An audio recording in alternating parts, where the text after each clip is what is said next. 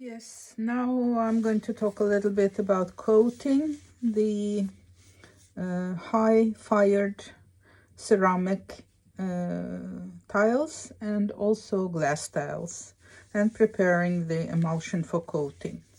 So you're going to need gloves first of all, and I recommend to use nitrile gloves.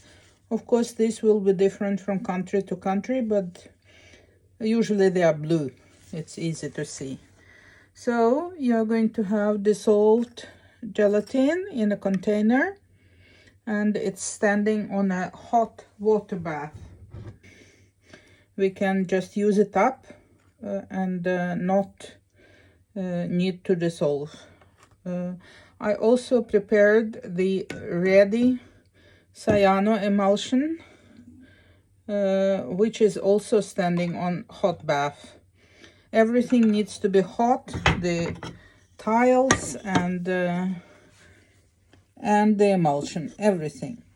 Now a little bit about brushes. The brushes and different foams or rods, glass rods or something, anything you use should not have metal parts on it, and you need to mark them properly so that you will not mix them, because they are never cleaned even by washing.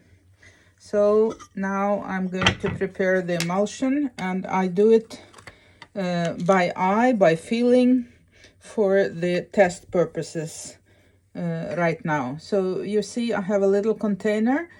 It has 1/3 dissolved gelatin, which is the smallest spoon I have used, this one, in just as little cold water as I could. And then I have this ready mixed cyano for glass with a proportion with higher amount of ferric ammonium citrate, and it's hot now. So I'm adding it 2/3 of this into 1/3 of gelatin. After that, I don't need to warm to keep this warm, because the one I'm going to use is this one here. And I'm going to mix it a little bit, but without making bubbles. Just turn it around a little bit so gelatin is mixed with the emulsion. After that is ready, I'm going to coat the tile. And the tile, I'm going to show you how to coat it by brush, because sometimes I like the marks of the brush and I want to keep them.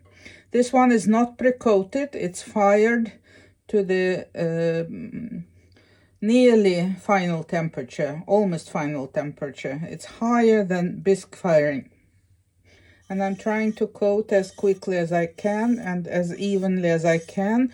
The emulsion will get absorbed very quickly, and just try to do it one time, one stroke at one place, not several strokes. And if it's uneven, it will show. Maybe not. You can also see how it is absorbing.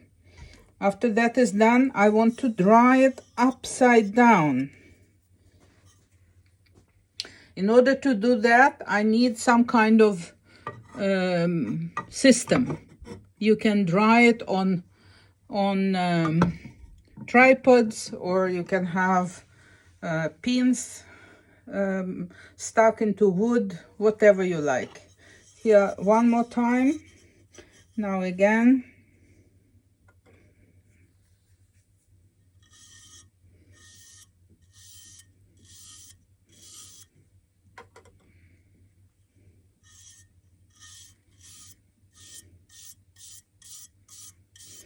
You see it's bubbling a little. I can remove the bubbles when I see them. But it's really not so hard on ceramics. After that is done, if there is a bubble or it's too much, I can let it run over. And again, dry upside down. It is important. So now on glass, the glass has been pre-coated with gelatin and marked. You see, after it's coated, it's impossible to see on glass where I have coated the gelatin. So if I have a system of marking it with a cross, I can always see the coated side and uncoated side. It's good to have white under. So this is difficult. You can't really see what I'm doing.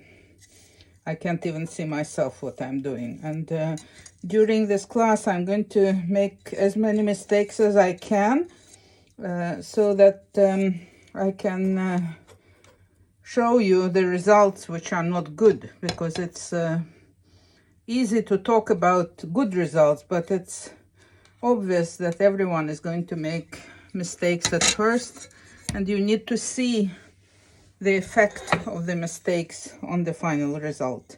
One more of the ceramic tiles again.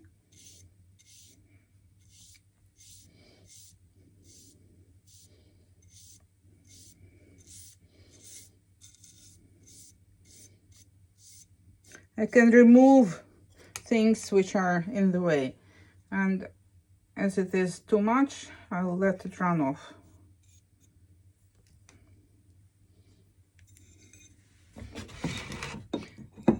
Now, as I want to use up everything I have, I'm going to coat the rest of it on different tiles, just to get it done.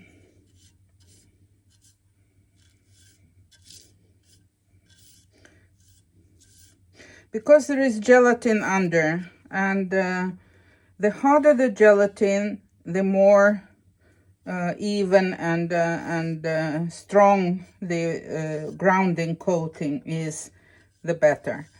So if I try to coat cyanotype emulsion without gelatin on a tile without gelatin grounding, you will see I wouldn't get an even coat at all.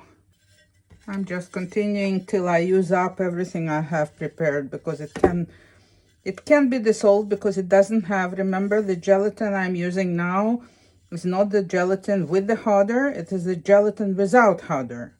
So I can always dissolve this in you.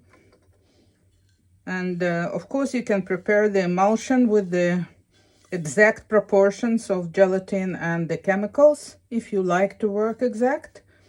I'm showing you my way of working, and I'm not very fond of measuring and calculating and so on. I work very much by intuition, by experience, by results.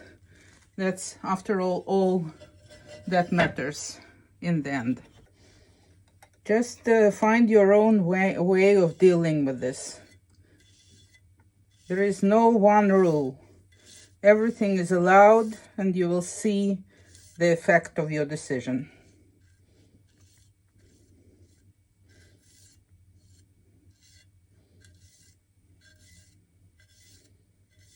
All my tiles and glass are preheated. So you see the gelatin is not stabilizing and drying very quickly. It's running. You have to work quickly, but very secure. Be certain that you are seeing what you're doing, and just keep doing what you're doing. You can have it very thin. The emulsion likes to be very thin. The thinner, the better. It's not the opposite. It's not that you need thick layer. Here, you can see that the grounding, I'm lifting up the grounding coating. I can actually see that it's getting off. But that will have an effect on the final result. And the last one I have ready, that's all. After that, I'll have to, just looks like I have too much, so I can keep it for the next time, and it can always be dissolved in you. You can always dissolve the emulsion and gelatin mix several times, not too many, but it goes fine with 3-4 dilutions.